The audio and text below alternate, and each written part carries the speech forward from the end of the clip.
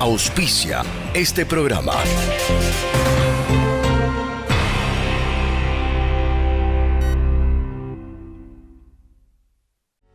¿Buscás un lugar para sentirte espléndida? Ya lo tenés. Está en Córdoba, esquina Sarmiento. Géminis. Las nuevas tendencias sugieren nuevos estilos. Solo hace falta que la identifiques. Géminis. Desde jeans, suéteres, ropa informal y todo para lucir en una fiesta. Talles del M al XXL. Además, accesorios de marroquinería y billutería. Géminis, un lugar exclusivo para vos, donde se unen el buen gusto y la calidad. Géminis. Canal 6 Cooperativo Freire presenta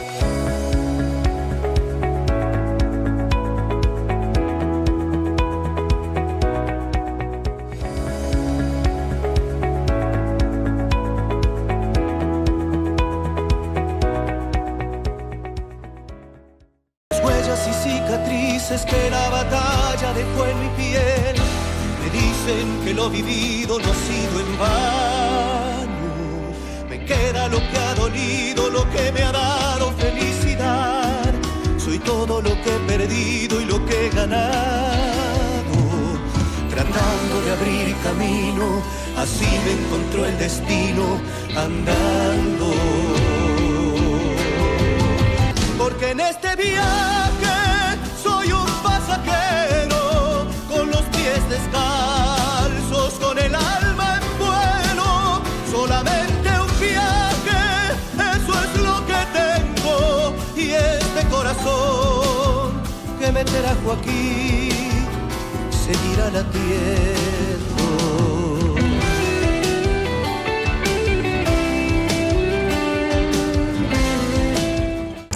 Hola a todos, ¿cómo están? Otro jueves más que Historias que nos unen es la cita que tenemos acá en Canal 6 para, como dice nuestro programa, unir historias y contar historias.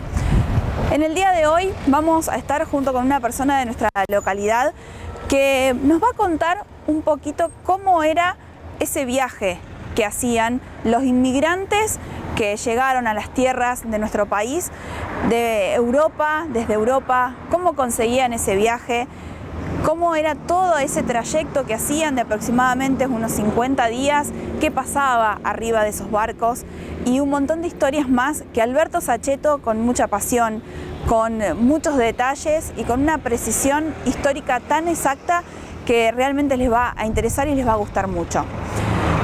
Los voy a dejar ahora con Cristian. Él nos va a contar cuál es el título del programa del día de hoy relacionado a este viaje de los inmigrantes. Hola amigos, bienvenidos a un nuevo encuentro.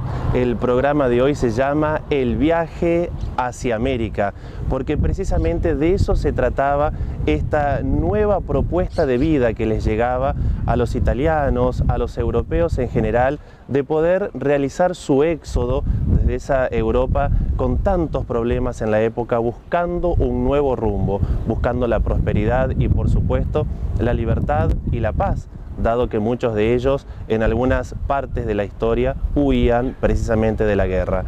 Los relatos y los registros históricos nos hablan mucho de la Europa pre-inmigración y América post-inmigración. Pero ¿qué ocurrió en el medio? Estuvo este viaje que en 1850 en adelante duraba casi alrededor de 50 días. Imagínense, durante ese periodo de tiempo, todo lo que allí vivían, precisamente quienes viajaban en tercera clase, quienes no eran turistas, sino que venían buscando otros propósitos, otros objetivos. Hacia 1930 ya estos viajes duraban algo más de 13 días y lógicamente esto también tenía su impacto en el precio y en el estado de las naves. Así que hoy vamos a hablar de esto, vamos a hablar y a registrar junto a Alberto todo lo que ocurrió durante este viaje hacia América. Que lo disfruten. Bueno, Cristian, y ahora sí vamos a empezar a recorrer esta historia del viaje junto con Alberto Saccheto, un historiador aficionado de nuestro pueblo que realmente la cuenta a la historia con mucha pasión y con muchos detalles. Exactamente, precisamente para registrar en esta primera parte cómo llegaban estas oportunidades de viaje a las familias piamontesas, de donde nos vamos a situar para contar la historia, cómo se decidía en la familia quién o quiénes viajaban y en qué condiciones también se había que primero casar a estos integrantes de la familia para luego iniciar esta travesía, pero hacia lo desconocido. Exactamente, así que bueno, vamos con la primera parte de esta historia de El Viaje. Bueno, y el tema del día de hoy va a ser los inmigrantes, pero no los inmigrantes cuando ya estaban aquí en nuestro país, en América, sino cómo fue todo ese viaje que hicieron desde el viejo continente para llegar aquí, todo cómo era el contexto histórico, por qué motivo fueron llegando aquí, y para ello estoy en compañía de Alberto Saccheto. Te agradezco, Alberto, que estés aquí con nosotros y bueno, que nos cuentes un poquito qué es lo que sabes vos, qué es lo que conocés de este viaje que hicieron los inmigrantes para llegar aquí. ¿Cómo estás, Beto? ¿Qué tal? Buenas tardes. Bueno, era un tema redundante hablar siempre de los inmigrantes, desde que se asentaron para adelante. Los estudios están todos hechos en base a qué pasó acá en la Argentina, pero era un tema especial el investigar puntualmente el viaje. Claro. ¿Por qué se dio el viaje? ¿Qué vivieron sobre ese barco y qué pasó cuando llegaron? Por lo menos al Hotel de Inmigrantes. El Hotel de Inmigrantes. Entre 1880 y 1930, la pobreza y la falta de oportunidades llevó a millones de europeos a dejar su continente en busca de un futuro mejor. Argentina fue uno de los países que más inmigrantes recibió en este periodo. El gobierno argentino desarrolló políticas activas para invitar a estas familias a instalarse en el país. El aporte de mano de obra era indispensable en esa etapa para mantener el ritmo de crecimiento económico. La contracara llegaría después con la Ley de Residencia, que expulsaba a los inmigrantes anarquistas y sindicalizados. Inaugurado en 1911 en el barrio de Retiro, el Hotel de Inmigrantes recibía a los recién llegados, quienes disponían de 5 días de alojamiento gratuito. El complejo estaba conformado por un conjunto de edificios que incluían estadía, administración, atención médica, así como una oficina de trabajo encargada de la capacitación, la ubicación y el traslado de las personas a diversas actividades laborales. Cuando la crisis de los años 30 clausuró la oleada europea, el país ya era otro. En un proceso al que no le faltaron aristas agudas, las colectividades migrantes enriquecieron, con su trabajo y sus tradiciones, la vida nacional. Sí, porque el resto de hablando historia de hace mucho tiempo atrás. Mucho tiempo atrás. Se viajaba en barco. No... Totalmente. Bueno, tenemos que primero, para ponernos en el tema, tenemos que ver el contexto histórico de aquel momento. Tenemos una Europa llena de crisis y guerras y una Argentina totalmente receptiva con políticas favorables a la inmigración, al asentamiento, al progreso. No solo Argentina, sino Brasil, una pequeña parte de Paraguay los recibió también y sobre todo Uruguay. Fueron países que con políticas receptivas que poblaron sus tierras, sobre todo las llanuras fértiles. Claro. O sea, se dio un imán entre lo positivo y lo negativo y fue muy, muy productivo el resultado. ¿Qué era lo que ofrecían? Argentina, bueno, Paraguay, Brasil. Argentina ofrecía paz, pan y trabajo, el lema de siempre, ¿no? Pero sobre todo libertad. Hoy decimos sí, libertad. No, en ese momento la libertad para ellos era muy increíble. Importante. Tenemos países perseguidos justamente por ser, por ejemplo, judíos, perseguidos por la religión misma, por la religión que profesaban, por las ideas políticas que tenían. Por ejemplo, tenemos una Italia en ese momento con una gran división social entre el pobre y el rico, el terrateniente y el agricultor que no tenía tierra. Claro. Entre los fascistas y los comunistas, por ejemplo, se vio después cuando se empieza la guerra, muy marcada esa parte. Entonces no hizo otra cosa que la clase media baja, digamos baja, decide emigrar justamente, decide emigrar y ver si era cierto lo que la propaganda, porque era propaganda, estaba diciendo en cada pueblo donde ellos habitaban.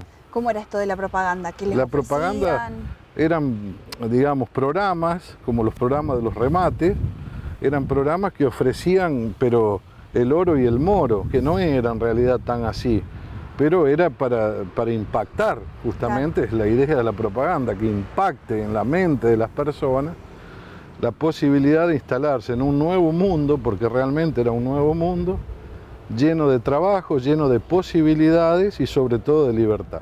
Sí, bueno, tienen que haber estado ya saturados de todo eso para dejar sus raíces allá y venir a un lugar desconocido. Lo que los mataba realmente era la indiferencia del Estado hacia el pobre realmente, y el otro tema era el hambre, no tener que darle de comer a los hijos.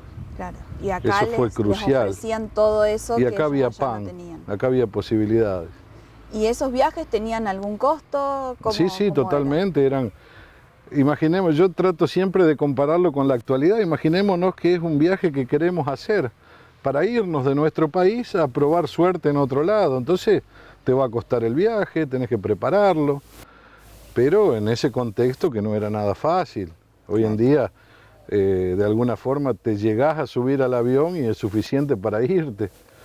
Sí. No, estos viajes eran preparados con tiempo, con mucho tiempo. Las familias se reunían, eran muy unidos entre ellos, se reunían y decidían quién convenía que viajara. Entonces viajaban generalmente los hombres, padres de familias jóvenes o los más jóvenes ya desarrollados de la familia. Entonces se tomaban los varones generalmente, que tengan una edad promedio de 15 a una adultez, digamos, temprana, para poder viajar, para poder instalarse en el nuevo país. Pero generalmente lograban una unión, o para que no viaje solo, entonces ahorraban 2 pasajes y generalmente los casaban casi por obligación, claro. En muchos de los casos. O sea, jóvenes. Quiero aclarar esto en este programa porque seguramente el día de mañana me van a decir, mirá que mi abuelo hizo todo lo contrario a lo que vos dijiste. Sí, bienvenido sea. O sea, yo no estoy hablando de un caso en particular, sino que estoy hablando de un promedio en general. Claro, las distintas posibilidades que había, claro, para que puedan venir. Para que suceda justamente el viaje. Primero la propaganda, se enteraban a través de propaganda, se enteraban del boca a boca. O sea, no viajaban, claro, 2 personas por pueblo, eran, claro, muchas las personas, se vaciaron los pueblos en una palabra. Imaginemos una superpoblación europea de 2000 años de historia. De golpe encontrarse con que las casas estaban vacías y las familias se iban todas, las que podían. Se iban desarmando también porque se desarmaban los pueblos. Al abuelo ahí, pero claro, el padre con el hijo se venían. Se desarmaban las familias y los ancianos quedaban. O sea que se envejeció la población, no solo que se volvió improductiva, sino que se envejecía, motivo de crisis absoluta. Claro, motivo el progreso no se iba dando porque la gente no podía trabajar. Claro, la gente de la mano de obra buena se iba toda.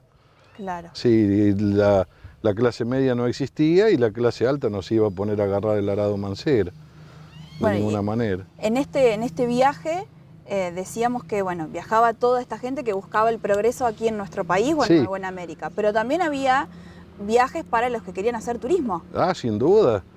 O sea, vamos a seguir, digamos, el hilo. Es así. Llegaban al puerto, o sea, primero hacían lo que no podían, vendían el oro que tenían, juntaban la plata del tío soltero, del padrino, para poder pagarse el pasaje. Generalmente venía el varón, la mujer se quedaba ahorrando el otro pasaje y después cuando él se asentaba, que había un lugar seguro, donde las cosas que prometían se cumplían, traía a la mujer y a los posibles hijos que hayan tenido. ¿Cómo era el viaje? Ellos llegaban al puerto, si vamos a nuestra zona, tenemos que decir que el 90%, no el 100%, porque seguramente no estoy abarcando a todos, el 90% salió del puerto de Génova, que por ubicación geográfica el Piamonte está prácticamente sobre la Liguria, donde se encuentra el puerto de Génova. Bueno, llegaban al puerto en carros, llegaban al puerto a través del ferrocarril, como podían ahorrar o como de acuerdo a las comodidades que tenían. ¿Y qué pasaba? Los iban a acompañar generalmente los adultos mayores que nunca más iban a verlos. Sí. Entonces era la última oportunidad de despedirlos, de verlos, y entonces los acompañaban hasta el puerto. Se encontraban en el puerto con un mundo de gente muy superior al que el barco permitía llevar, o sea que ya ahí empezamos a flaquear, porque no es lo prometido, no es lo que se compró en el boleto, y se encontraban con 3 tipos de gente que viajaba. Claro. Estaba la clase alta que venía a la Argentina a hacer turismo, y esa clase alta ocupaba el 15% más o menos de los lugares del barco, totalmente tranquilos, en una atmósfera donde ni se enteraban de lo que pasaba en el resto del barco. Después tenemos el otro 15% de una clase media, por eso estoy hablando de una pequeña clase media, que pudieron ahorrar el pasaje, que dijeron, vamos a ver qué pasa y volvemos. Y después tenés el 70% de esta clase baja que decidió emigrar. Si el barco tenía capacidad para 1.500 personas, seguramente viajaban 2.000. Claro. Seguramente viajaban 2.000, hacinados completamente. Imaginemos lo que ello trae aparejado. Sí. Porque todo muy lindo, el primer día, el segundo. Pero era un barco que un iba mes de viaje. a 40 kilómetros por hora, si hacemos una cuenta básica matemática, nos da de 30 a 40 días de viaje. Teniendo en cuenta que en el mar puede haber condiciones climáticas adversas. Adversas, sí. Y un montón de otras complicaciones. Claro, acá que se podían dar. otro tema que se dio históricamente es el reemplazo de las velas de la historia de Colón, de Cristóbal Colón, que todo fue navío con vela. Ya a mediados del siglo XIX se instala el motor a vapor para 1000 cosas. Fue la revolución industrial, sí. El motor a vapor, se lo instalaron a los barcos.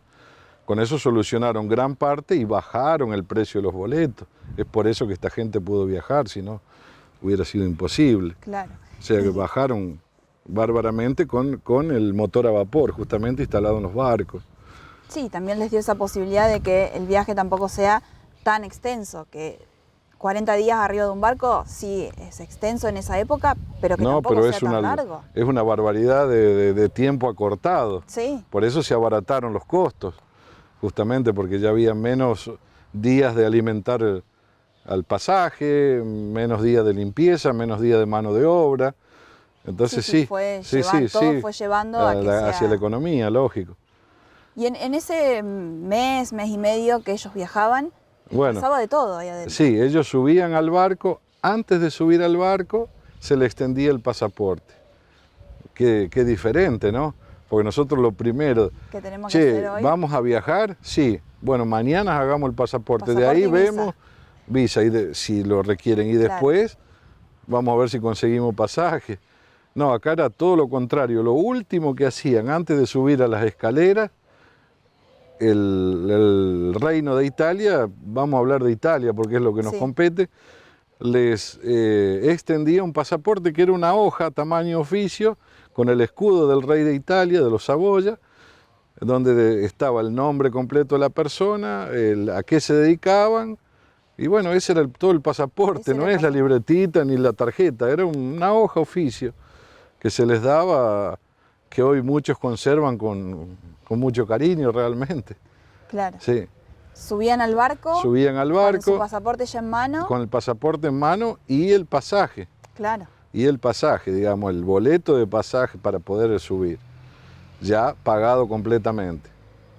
En los pueblos ese pasaje se vendía, iba un vendedor o 2 vendedores pueblo por pueblo a venderlo. Es como el día de hoy, una agencia móvil, digamos. Sí.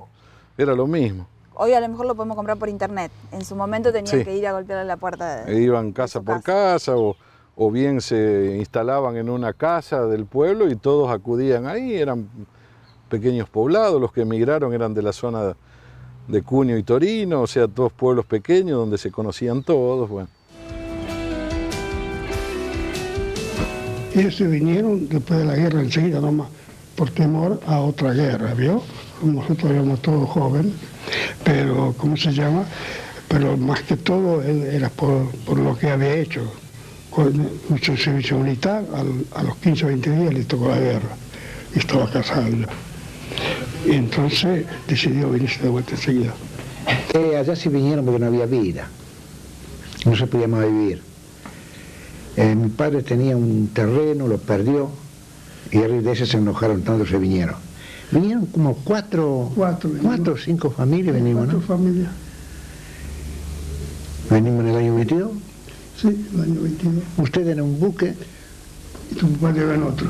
Y nosotros dormimos una noche en el mismo buque, nos hicieron bajar y salimos después a los 15 días de vuelta en otro buque. No había comedor. Para comer era como una olla popular arriba del buque. Había que pasar con el platito que le sirviera y después uno se iba a sentar por allá, el otro por allá, y así se veía. Y cuando se vino aquí era una lucha también, los primeros años, yo me acuerdo. Ay, Dios mío, las que pasamos nosotros. Era muy triste. No teníamos nada y tener que hacer todo. Y después, todavía cuando se murió mi papá, peor todavía.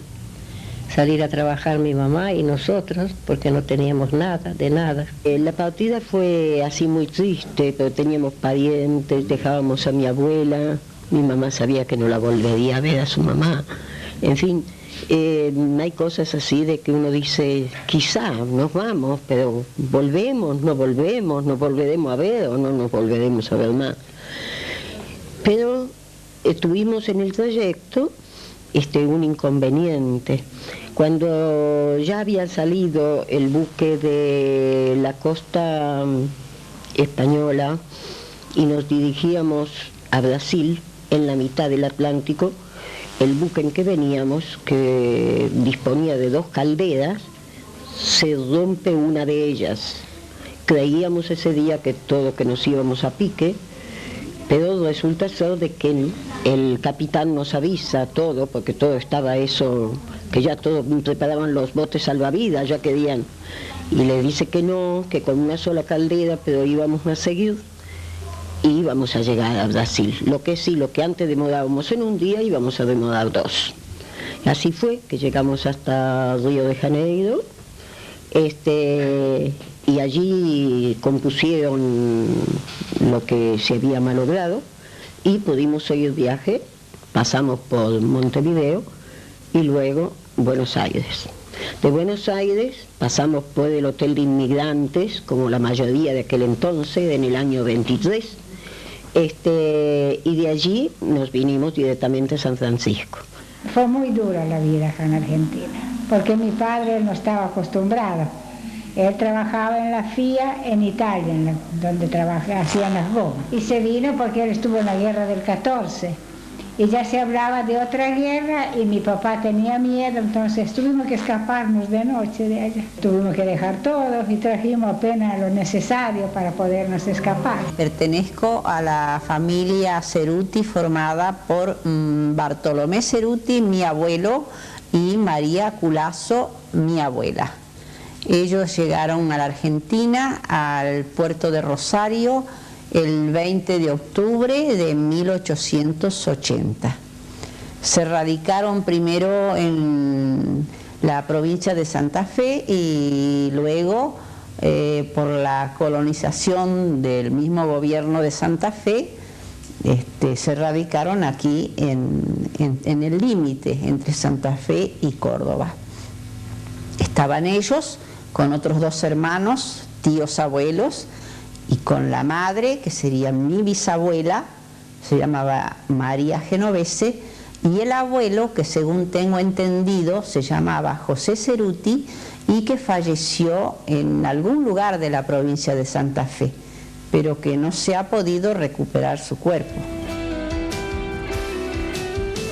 Y así pasó esta primera parte de la entrevista con Alberto Saccheto, donde nos cuenta cómo fue toda esta preparación para hacer el viaje desde las tierras de Europa hacia acá, hacia nuestro país.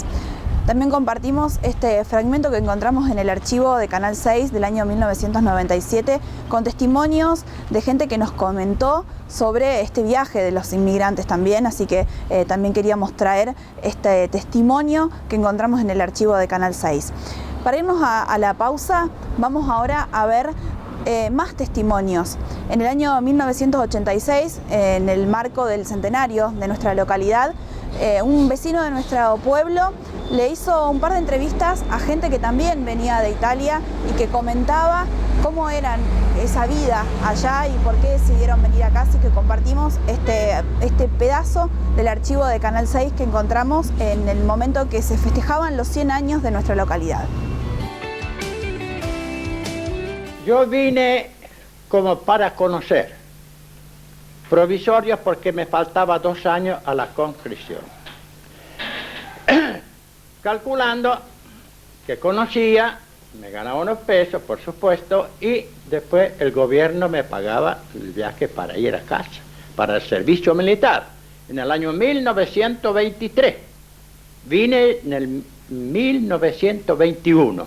Pero en el 23 me tocaba el servicio militar con 19 años. Pero como anduvo tan bien, estaba bien encaminado, en vez de volver, mamá me dice, veo que te gusta, dice, quédate 1 año o 2 más, y después te venís. Y así, pero presentate al servicio militar aquí, en la Argentina. Así hice, me presenté al servicio militar acá y me dieron de baja. Entonces me quedé. A los 2 años que yo tenía, que a lo mejor que ir, me hice una novia, me casé. Con una señorita Martina. Bueno, resulta que después tuvo un hijo. Y así fue, en vez de ir, claro, como no tenía que ir a hacer el servicio militar, yo era libre, si no pasaba desertor si no me presentaba, ¿cierto? Y así quedé, ya después voy a ir, voy a pasear y qué sé yo, y seguí andando, negocio sobre negocio, y todavía estoy acá ahora. Después de 65 años. Hoy tengo 82, cumplido. Parece muy bien, don Juan. Muy conforme. Hice 2 viajes de visita a mis familiares, sí, pero a volver en casa otra vez acá. Ahora aquí es mi país. Es su familia. Mi familia, mi pequeño capital lo tengo acá, gracias a este país. ¿Y qué hizo usted allá que tuvo ganas de venirse o qué le pasó? Claro, vine para ganar plata, estaba solo, no tenía ni padre ni madre, nadie. Tenía 6 o 7 años, ni me recuerdo. Cuando vino tenía 6 años, ¿con quién vino? Vine con un matrimonio que respondía conmigo, pero cuando subimos arriba al barco eran 6.800 pasajeros, 602 de servicio, lo vi cuando subimos y después no lo vi más. Después volvió a ir usted a Italia. ¿Qué edad tenía? 18 años, después de la guerra enseguida. Usted hizo el servicio y decidió enseguida volver. 28 meses, 16 días. Después de terminado el servicio, usted volvió. Vine acá, porque tenía una novia acá, yo les ganaba 2 centavos por día, ¿no? Le escribía a ella todo. Ella le contestaba a otro, mira qué gringo picho. Cuando llegué acá ya tenía 2 chiquilín. Entonces, esas 2 novias fracasaron. ¿Y en Italia no dejó ninguna? Italia no. Filaba con una, pero ella filaba con otro también. No me gustó. Y pasó esta primera parte de la historia que nos está contando Alberto Sachetto sobre el viaje de los inmigrantes. A la vuelta del corte vamos a conocer cómo era ese viaje, qué pasaba dentro de ese barco hasta llegar a territorio, en este caso de nuestro país, al Hotel de los Inmigrantes en la ciudad de Buenos Aires. No se vayan porque seguimos con más historias que nos unen.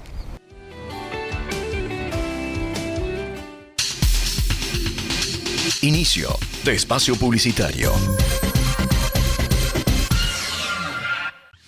¿Querés cambiar tu futuro? ¿Querés conseguir ese trabajo que tanto deseas o hacer realidad tu propio emprendimiento? Informatic Training Center, con el aval de la Universidad de la Marina Mercante, te ayudan a lograrlo. Aprende desde cero: administración de pymes, diagnóstico y mantenimiento de PC, diseño gráfico publicitario, diseño técnico industrial, secretariado ejecutivo y ahora también robótica y marketing digital. Unite y forma parte de nuestra comunidad de más de 60.000 alumnos. Para más información, ingresa a www.itcarg.com o búscanos en Facebook o Instagram como ITCARG. Reserva tu lugar, son vacantes limitadas. Informatic Training Center, creando habilidades para tu futuro. Lo nuevo en lentes de receta ya está en Óptica Zucco. Los armazones metálicos, los transparentes y los translúcidos marcan la tendencia de esta temporada. Amplia variedad de colores y materiales de primera calidad, modelos innovadores y de diseño moderno.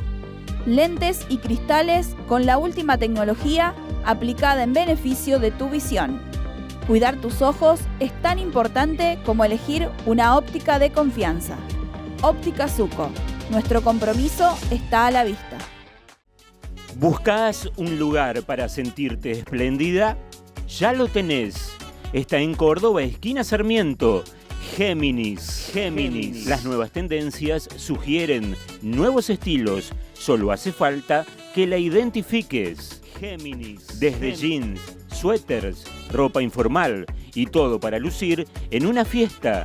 Talles del M al XXL. Además, accesorios de marroquinería y billutería.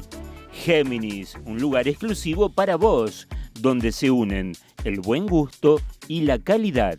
Géminis.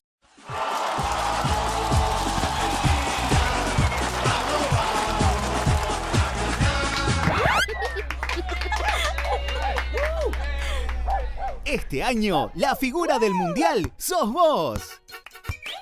Llega el sorteo especial de julio de la gran promoción. Hay 2,5 millones de pesos en premios en efectivo, más un auto 0 kilómetro, más un viaje al Mundial de Qatar para 2 personas. Hacé como los Promocelli y palpita el Mundial junto a la gran promoción. La gran promoción.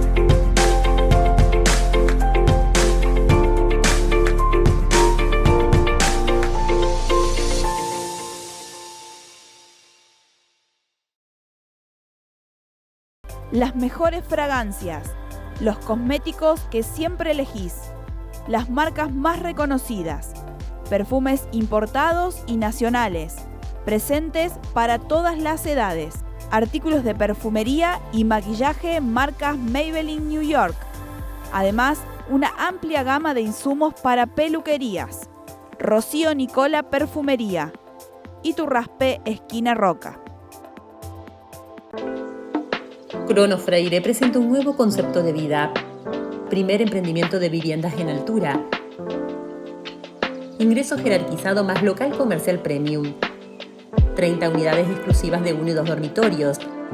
Ambiente de primera categoría con diseño de vanguardia equipado con amenities. Invertís seguro, financiación plan cosecha o 60 cuotas en pesos. Comercializa JMG Negocios Inmobiliarios. Teléfono 3564-620715. Reina Roja Bags, multimarca de carteras. Te ofrece una amplia variedad de productos, desde bandoleras, carteras, bolsos, morrales, mochilas, riñoneras, billeteras, neceser y organizadores de viajes. En accesorios, llaveros, monederos, tarjeteros y tiras para intercambiar con tus carteras. Encontranos en Instagram como Reina Roja Vax. Hacemos envíos a Freire y a todo el país. Teléfono 351 38 51 086. Reina Roja Vax, multimarca de carteras de Belu y Fabri. Para tus mañanas, para tus postres, para tus antojos, en todo momento, dulce de leche Manfrey. Eso que te gusta es Manfrey.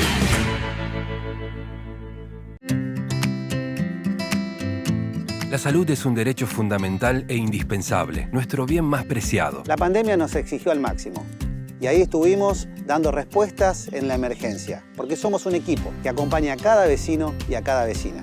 Sumamos 3 ambulancias que nos permiten llegar a tiempo. Fortalecimos la atención primaria, ampliamos el centro de salud municipal, adquirimos un ecógrafo, pusimos en marcha el servicio de mamografía y un equipo de rayos, gracias a la donación de un vecino solidario como Clemar Ceruti. Esto potenció enormemente el valor de nuestro centro de diagnóstico por imágenes. También sumamos especialidades médicas, inauguramos consultorios y habilitamos un quirófano para perros y gatos. La promoción y protección de la salud es indispensable, por eso brindamos herramientas para la prevención de las adicciones. Concientizamos sobre la importancia de los primeros auxilios y la reanimación cardiopulmonar mediante cursos que salvan vidas. Para nosotros la salud es nuestra política pública más importante. Por eso garantizamos la cobertura médica y bioquímica las 24 horas, los 365 días del año. Queremos una vida más sana y con estas acciones logramos la descentralización de la salud.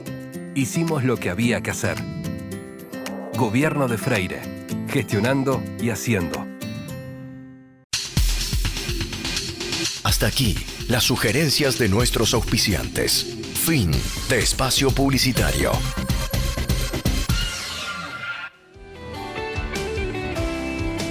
Volvimos de la pausa y como les decíamos, hoy estamos en este programa dedicado a conocer cómo eran esos viajes de los inmigrantes desde Europa hacia nuestro país y ahora se viene la segunda parte donde vamos a conocer qué pasaba en el barco. ¿Qué pasaba en el barco? ¿Cómo vivían?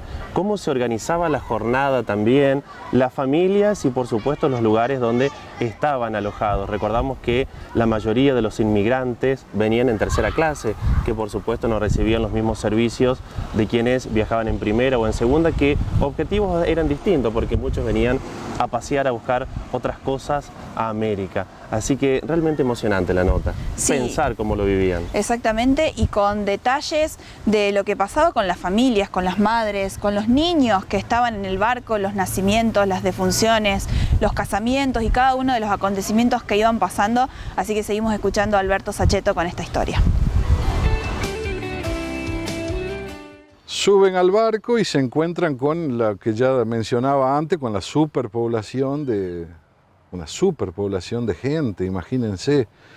Las mujeres llegaban, si tenían la posibilidad, de atar a los hijos con una soga. Imagínate lo que estoy hablando, sí. O sea, eso era para que 1.500 personas, dejemos la clase alta que ellos estaban en sus camarotes, sí. Pero el resto que estaba abajo, digamos, en la parte de abajo del barco, vamos a decir 1.200 personas, o sea, hay que reunirlas sobre un aparato ya de hierro, pero de 300 metros de largo por 100 de ancho, o sea, es un pedacito de lugar. Sí. Imaginémonos, toda esa gente en la cubierta, era realmente un mundo de gente y todos desconocidos y claro. Desconfiados. Sí. Porque tenés que desconfiar un poco porque la raza nuestra lo permite. Sí. No, era un chiste. Pero, digamos, sí, ¿qué sabés a quién tenés al lado? Primer punto. Segundo punto, la salud. Proliferación de cólera y de fiebre amarilla en la época. Eran las enfermedades del momento, claro. Eran las epidemias del momento. La gente moría, por supuesto, se enfermaba. Tenían médicos, tenían generalmente una enfermería arriba del barco donde reunían algunos medicamentos para los primeros auxilios. Sí, sí, pero no llegaban a abastecer a todos. No, para nada. No pidamos nada más. Viajaban como ganado, en una palabra. O sea, sí. Les vendieron algo que en realidad no cumplieron. Pero bueno, era tal la esperanza de partir de esa miseria que bueno, así fue. Que aceptaron de alguna manera esas condiciones. Claro. y viajaron. Aceptaron todas las condiciones y se callaron. En el mismo boleto yo tuve la oportunidad de ver uno, estaba lo que comían, por ejemplo. Estaba lo que comían. Había una sola comida fuerte, o sea, lo que prometían era eso. Después si cumplieron, duramente. Pero prometían una sola comida fuerte al día y el resto eran infusiones, pan duro y ese tipo de cosas. ¿Qué comían? Guisados y pescados. Algo de carne de res y el resto pescado que habrán, por supuesto, sacado del mar, ¿no es cierto? Iban lo que tenían más cerca. Estofados, eran guisos, no eran comida sofisticada para nada. Se cuenta que los más vivos, o sea, se hacían colas hasta la cocina donde despachaban la comida y los más vivos se anotaban primero, se ponían primero en la cola y pasaban 2 veces. Se servían 2 veces, era tal la situación que se rebuscaban de alguna forma o para darle de comer algo más a los hijos. No, era terrible. Nombrabas en un momento de que las madres ataban a los chicos con las sogas. Volvemos a ese tema. Si tenían la posibilidad de tener una soga a mano o algo, ataban a los chicos porque claro, por estatura, estaban todos pegados y los chicos por ahí se escabullían. Claro. Entonces los ataban con una soga y como para animales, con ellos, como un perro. Para que no se les pierda. Para que no se pierda porque el riesgo que significa el chico asomándose de la cubierta. Entonces, o ¿quién tenés al lado? No lo sé. ¿Por qué no puede robarme el chico? Una persona deseosa de tener un niño. Así que sí, los ataban con una soga, sí. Para tenerlos cerquita. Para tenerlos cerca y que no se vayan, claro. ¿Y qué otras situaciones se fueron dando? Porque había en 1 mes y medio, pueden haber nacimientos, hablábamos de muertes. Nacimientos, estaba la enfermería que yo nombraba antes y las parteras. Si suponemos que se daba el momento del parto, como se dio acá en las colonias, las parteras eran mujeres que atendían, que sabían del parto, no sabían de toda la historia de la medicina, sabían cómo atender a una mujer parturienta. Y bueno, ¿cuántos nacieron acá, no? Así mismo se dio en el barco, seguramente. ¿Y estos niños que nacieron se anotaban en el lugar? A la llegada, sí. Sobre el barco no había ninguna especie de registro civil de ninguna manera. Ni para nacimientos, ni para defunciones. Se anotaban o no se anotaban cuando de acuerdo a a cómo eran los padres, se anotaban dónde, cuándo llegaban. Lo triste y desgarrador es la parte de los fallecimientos. Recién nombraba el cólera, la fiebre amarilla, el tifus, que se daba, imagínate, hacinados de esa manera, no existía el distanciamiento social para nada. Imaginemos hacinados así, un contagio impresionante, con escasa limpieza, muy básica, gente que se moría porque se morían, entonces eran envueltos en una sábana, los ataban, ataban la sábana con la forma del cuerpo. Siempre viajaba un ministro de la iglesia o un sacerdote, y también de las otras religiones, siempre tenían en el barco alguien que podía profesar, una última bendición, y los cadáveres eran arrojados al mar. Ahí que se perdieron familias porque falleció el padre, cambiamos el apellido y los arrojaban al mar. Claro, para conocer también un poco eso de que a veces no se puede encontrar el origen por el hecho de que, hoy en día hay toda una moda de buscar esos antepasados por distintos motivos. Si vamos más a la década del 90, se dio que los buscaban por los hermanamientos, por la familia, qué lindo, y hoy se da mucho por la ciudadanía. Hay mucha gente que desea ser ciudadano europeo de alguna manera y nosotros tenemos todas las posibilidades de lograrlo. Y generalmente se traban cierta vez los trámites justamente porque o fallecieron en alta mar y nunca... Claro, no hay acta de defunción. No, de ninguna manera, no había registro civil. No. ¿Qué situación? Y los que llegaron ignoraron ignoraron esa parte, lo escribieron en cartas, tuve acceso yo a cartas, porque como era tan escasa la posibilidad italiana, respondían en el mismo papel. Entonces pude leer las dos caras, tuve esa suerte, llegué a conocer eso. Entonces le decía, murió en alta mar, pero en una carta, pero no había registro civil que lo aprobase. ¿Qué día, qué año? No, de ninguna manera. Lo que sea. Eran arrojados al mar completamente. Y el tema de, por ejemplo, casamientos, alguna otra celebración. No, casamientos ya no. El casamiento yo supongo que era muy difícil en un barco. Pero sí estaban, digamos, las iglesias de distintos credos, había representantes en los barcos siempre, claro, siempre para este tipo de cosas. Sí, pero ya no para un matrimonio, supongo que ya no. No sé, en las clases altas uno ya habría que estudiar en profundidad ese tipo de viaje como fue. Yo me dediqué más a la parte de la clase baja. Claro, de esta parte. Que es la nuestra justamente, de nuestros orígenes. Beto, y bueno, ¿cómo se abastecían ellos? Porque decíamos que en este viaje les vendían el pasaje con una comida incluida, pero ellos también podían abastecerse de otra manera. ¿Había alguna especie de, no sé, ramo general o algo? No, nada. ¿En la clase baja nada? No, ellos tenían el alimento proporcionado por la empresa, era una empresa privada generalmente, claro. No eran viajes de bandera ni nada por el estilo, eran empresas privadas que se dedicaron a eso, que vieron el negocio, vieron el gran negocio de superpoblar los barcos, con gente que ahorró hasta la última moneda, pero era dinero, así que podían viajar. Fue el gran negocio de esas empresas. No tenían nada más que la comida diaria que les conté y las infusiones. A la cena era un té con pan. Y bueno, o sea, no había otra forma de rebuscarse de otra manera. Es lo que había, es lo que había. Lo que les ofrecieron era lo que había durante ese mes. Medianamente cumplieron, en parte, lo que estaba escrito en el boleto. Claro. ¿Y cuántos de esos viajes se hicieron? ¿Hay algún registro? ¿Se sabe? Registro sí, claro. Claro que hay registro. Cada vez que llegaba, que salía se registraba, cada vez que llegaban se registraban. Hay 2 casos que se hundieron. Yo siempre digo que tan lejano pero tan parecido al Titanic. Sí, uno de ellos, el Sirio, por ejemplo, que se hundió frente a las costas de España cargados de inmigrantes piamonteses.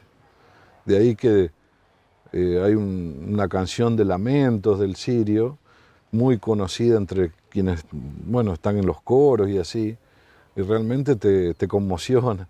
¿Sabes? Ahí es una radiografía de cómo viajaban y de lo que les pasó al no tener salvavidas, al no tener botes salvavidas, al ver la clase alta que bajaba y tenía todo su protocolo y ellos morían ahogados. Fue muy duro, barcos que se hundieron. Pero bueno, los otros llegaron y sanos y salvos, o sea, hubo de todo, ¿no es cierto? Sí. Y nos contabas que mucha gente no sabía a dónde llegaba, porque los barcos estos viajaban en distintos puntos de América. Viajaban, primero de Europa. Claro. Iban tocando puertos del Mediterráneo. Claro, se iban subiendo gente de otros países, de otras lenguas, de otras creencias, gente que se ignoraban entre ellos completamente por el solo hecho de no poder hablarse, por ejemplo.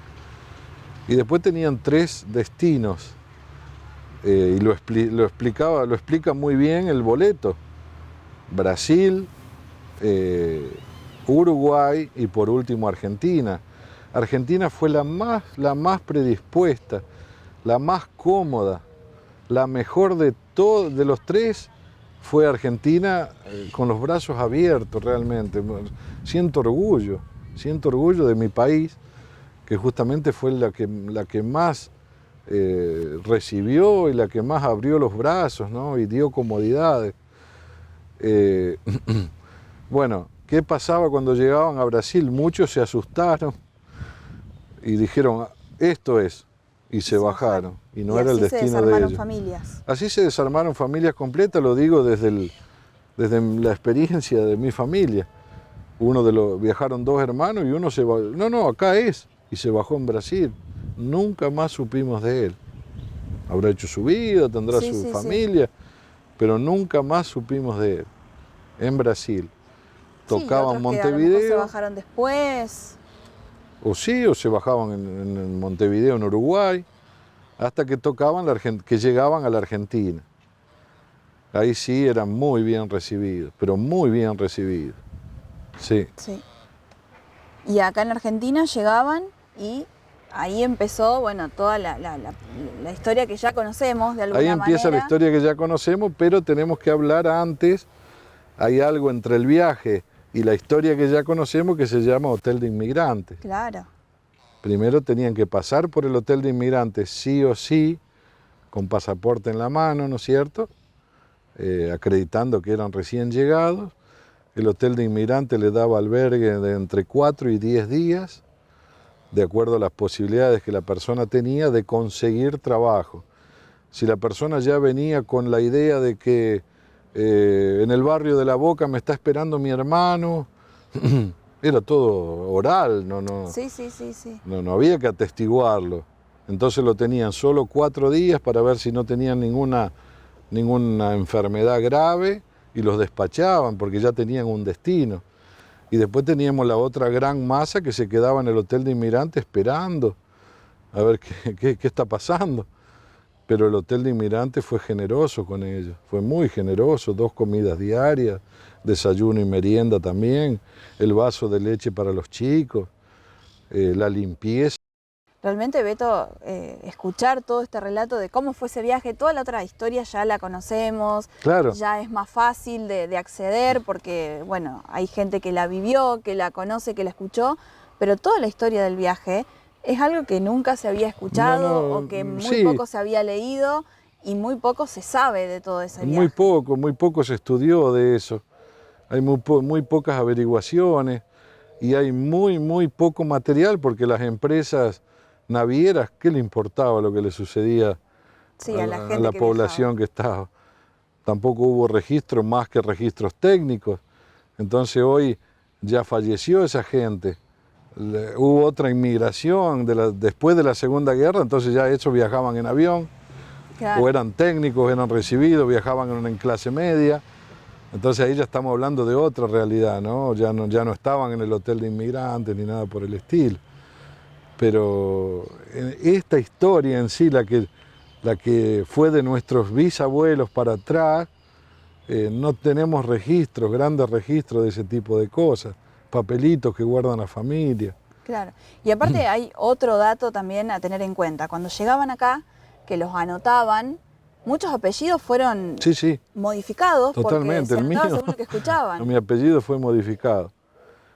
Hay dos historias en realidad. Una que todo el mundo conoce y que aseguran que se cambiaron acá en la Argentina. Y hay otra historia que no, y que es la verdadera. Los apellidos fueron cambiados en origen, claro. Porque acá nadie anotaba nada, acá se presentaba el pasaporte. Claro, cuando escribían ellos el pasaporte de claro. origen. El problema grave fue cuando las familias de origen árabe, Palestina, Siria, que hubo muchos sirios libaneses acá en esta zona de San Francisco, hubo que anotar los apellidos cuando se asentaban en los registros civiles y ahí sí le cambiaron el apellido, porque eran imposibles de escribir. Ellos escriben al revés, claro. Con otra grafología totalmente diferente a la nuestra. Entonces, ¿qué optaron todos los registros? Porque alguien les debe haber indicado, en ponerle como apellido el nombre de varón. Y tenemos un claro ejemplo, la familia Miguel. Fíjate, ¿cómo se habrán llamado? Sí. Porque no había forma de escribirlo y entonces le pusieron Miguel. Y entonces de esa forma se perdieron herencias, familias enteras, comunicaciones. O sea, pasaron a cambiar el apellido. Claro. Sí, y muchos apellidos a la salida de allá, cuando hacían los pasaportes, los cambiaban.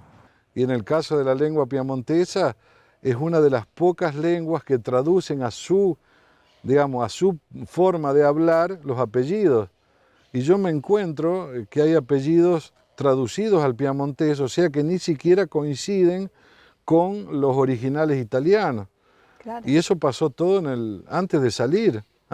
¿Cómo es tu apellido? Y lo nombraban como podían.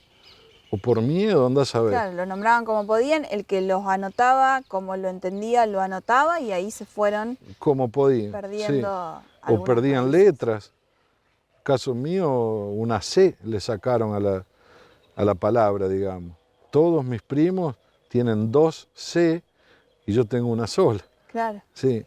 Y eso tiene que ver con esto que hablábamos, mi bisabuelo, de que cuando tu bisabuelo subió... No, esto ya es registro civil. Ah, claro. Porque mi bisabuelo tenía 2 C, llegó a la Argentina con sus 2 letras y cuando anota a un hijo lo anota mal.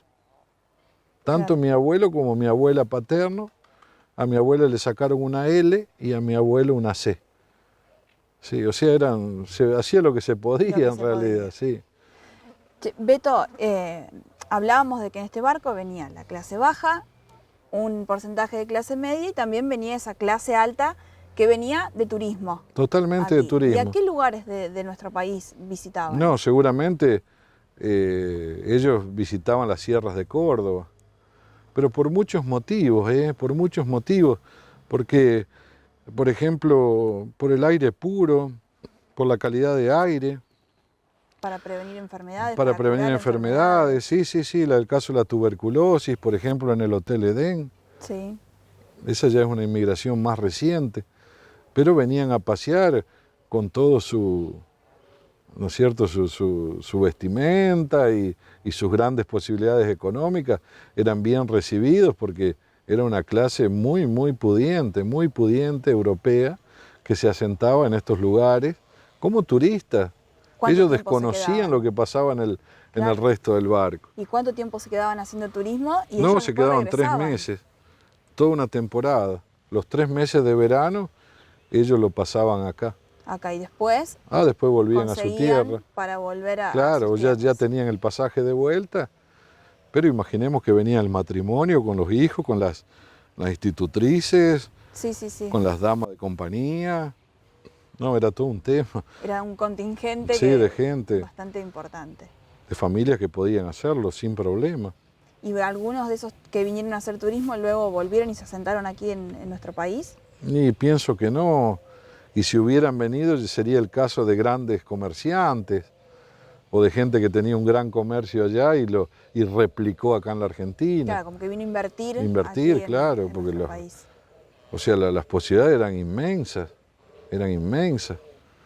Imagínate toda una llanura de poblar. Claro. Sí, acá la necesidad de todo. Tierras vacías. Vacías, sí. Completamente vacías. Así que bueno. Bueno, Beto, realmente una muy linda historia que queríamos compartir también para que todos conozcamos nuestros orígenes y no solamente lo que se sabía, volvemos a repetir esto, sino todo lo que tuvieron que vivir aquellos que llegaron aquí y después con todas las comodidades que han podido tener en ese viaje que realizaron desde su lugar de nacimiento aquí a nuestro país. Claro, así es. Bueno, Beto, muchísimas gracias por contarnos esto que vos estudiaste y compartirlo con todos. Bueno, muchas gracias a ustedes porque siempre dan lugar a este tipo de cosas y bueno, más que agradecido.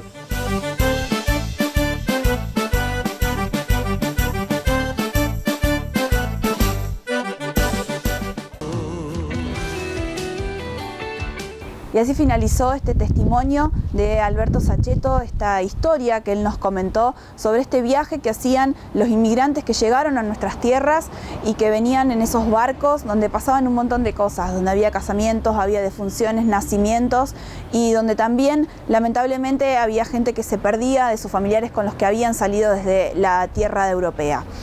Vamos a compartir ahora y como para cerrar esta parte del programa, un videoclip de Julián Ratti, un cantante de aquí de nuestra región, que el año pasado publicó en el mes de septiembre un video filmado justamente junto con Alberto Sachetto. Este video de Gringo Criollo, esta canción que queremos compartir con ustedes para de alguna manera cerrar y agradecerle a Alberto Sachetto por este testimonio que nos regaló para el programa de hoy.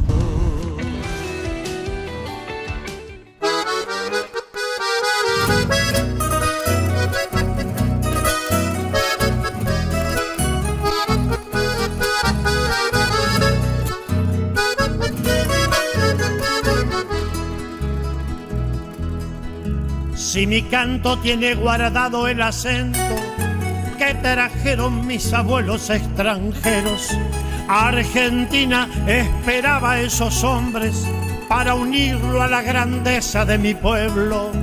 Cuando dijo sí la patria independencia, la ayudó con un arado y fue mi abuelo.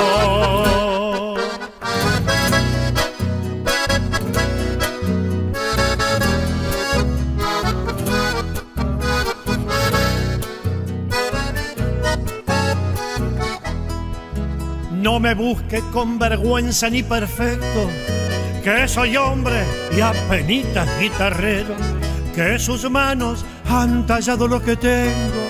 Es por eso que mi canto es un recuerdo. Ni tu corte puede abrirme las entrañas si tu luna es igual a la que tengo. Y decirte lo que tengo es tan humilde. Creo en Dios, en el paisaje y en mi pueblo, refrescando mi guitarra a la memoria de aquel gringo más criollo que el apero. Eche amargo pa' la ronda, compañero, si le queda fuego ardiendo en los recuerdos, yo predico la grandeza de mi pueblo. Que no es menos criollo ni extranjero.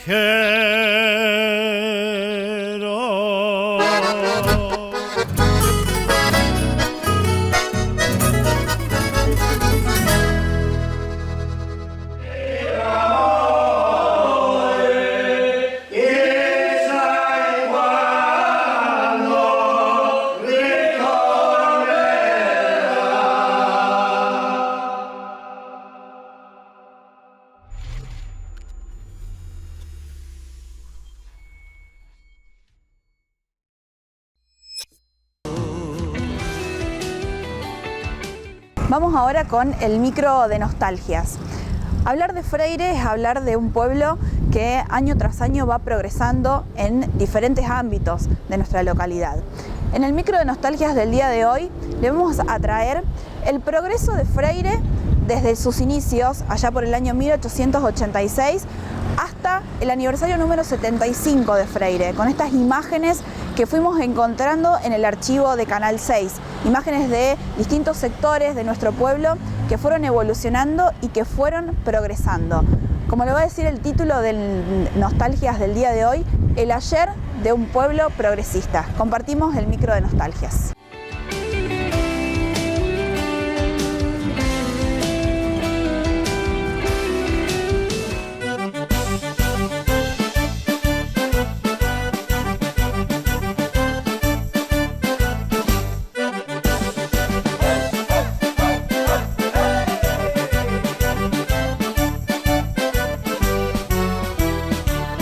Cuando llega el verano y el sol sale a calentar, y en los campos de mi pueblo el trigo madurará. Para el tiempo de la siembra se oye rugir el tractor. Son los nietos de los gringos, aquel que a mano sembró, y el paisaje de mi tierra de verde yo lo vistió. Si en enero o en febrero a lo que quiere llegar,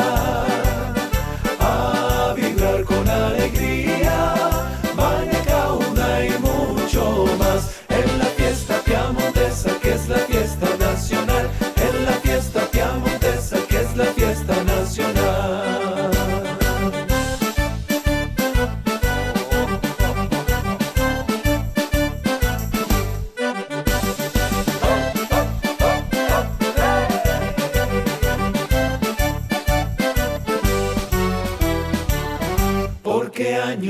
tras año se los quiere homenajear a ese Tano de la Italia que a Luque quiso llegar. Y yo soy hijo de gringo y mi padre fue cantor que cantaba en los campos antes que saliera el sol, y el paisaje de mi tierra de verde y oro vistió.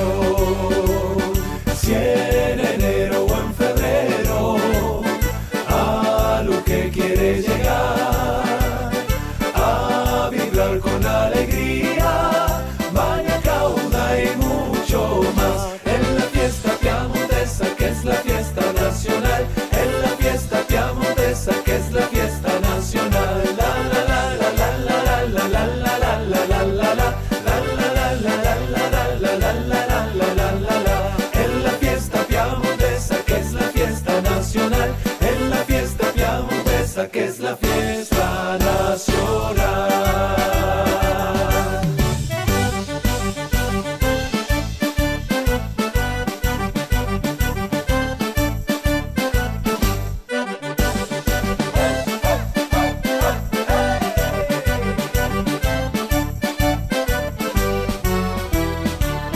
Cuando llega el verano y el sol sale a calentar, y en los campos de mi pueblo el trigo madurará, para el tiempo de la siembra se oye rugir el tractor. Son los nietos de los gringos, aquel que a mano sembró, y el paisaje de mi tierra de verde y oro vistió. Si en enero o en febrero a Luque quiere llegar a vibrar con alegría, baña, cauda y mucho más en la fiesta piamontesa que es la fiesta nacional, en la fiesta piamontesa que es la fiesta nacional.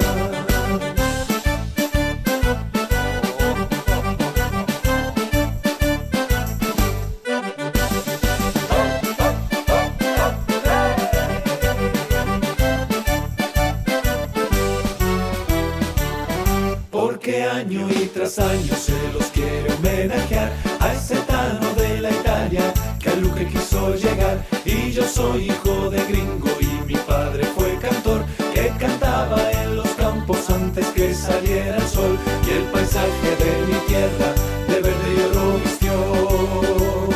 Si en enero o en febrero a Luque quiere llegar a vibrar con alegría, baña, cauda y mucho más en la fiesta piamontesa que es la fiesta nacional, en la fiesta piamontesa que es la fiesta nacional. La la la la la la la la la la la la la. En la fiesta piamontesa que es la fiesta nacional, en la fiesta piamontesa que es la fiesta nacional.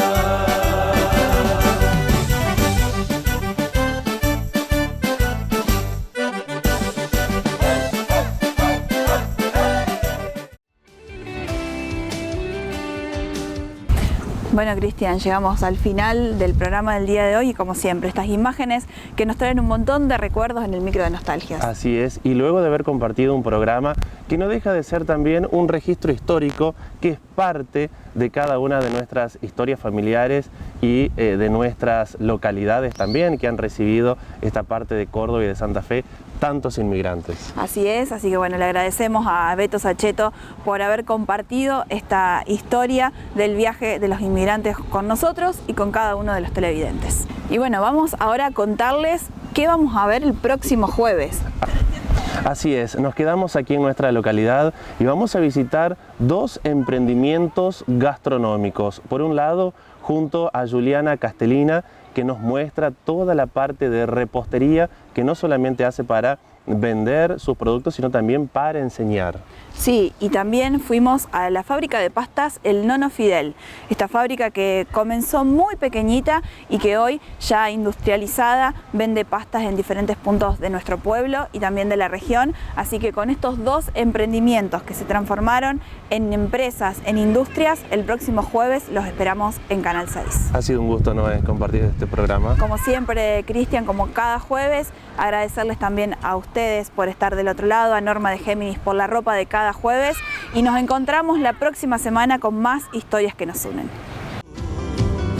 Porque en este viaje soy un pasajero, con los pies descalzos, con el alma en vuelo, solamente un viaje, eso es lo que tengo, y este corazón que me trajo aquí seguirá latiendo.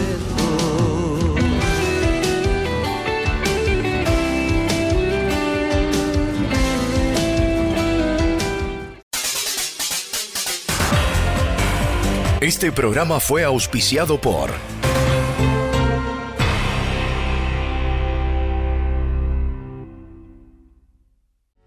¿Buscás un lugar para sentirte espléndida? Ya lo tenés. Está en Córdoba, esquina Sarmiento. Géminis. Las nuevas tendencias sugieren nuevos estilos. Solo hace falta que la identifiques. Géminis. Desde jeans, suéteres, ropa informal y todo para lucir en una fiesta. Talles del M al XXL. Además, accesorios de marroquinería y billutería. Géminis, un lugar exclusivo para vos, donde se unen el buen gusto y la calidad. Géminis.